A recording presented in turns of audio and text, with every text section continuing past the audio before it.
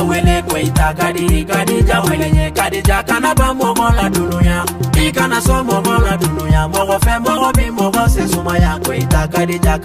waraye Atonga Kadija wele koita Kadija wele nye Kadija kana ba mogo la dunuya Ikana so mogo la dunuya Mogo fe mogo bi mogo se sumaya koita Kadija waraye Atonga Kadija wele Useni wolo den Kadija wele Nebina Kadija wele Kajatu balo den Kadija wele Kadija ye den nyumani Jigite moko mina ubalo mandi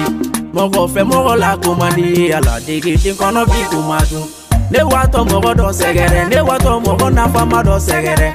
Ne wato muso do segere Bamako kono muso ba do segere Useni goita wolo den nyumando Wali den nyumani Kajatu balo wolo den nyumando Jugu son perani Ashata goita bali ma nyumando Wali den nyumani Sumaila goita bali ma nyumando Jugu son perani Aminata goita bali ma nyumando Wali den nyumani Saran goita bali ma nyumando Jugu son perani Yakuba bali ma nyumando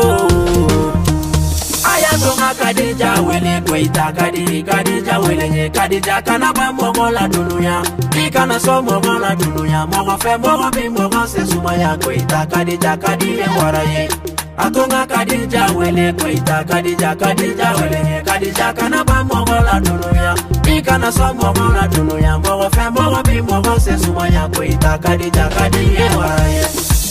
Kadija ye den nyumani Kadija goita wali den nyumani Muso dogo muso ya ye moneye Kadija gogo muso ya te moneye Muso lankolombe muso lutogo chenkulu si bagele atese kama gonye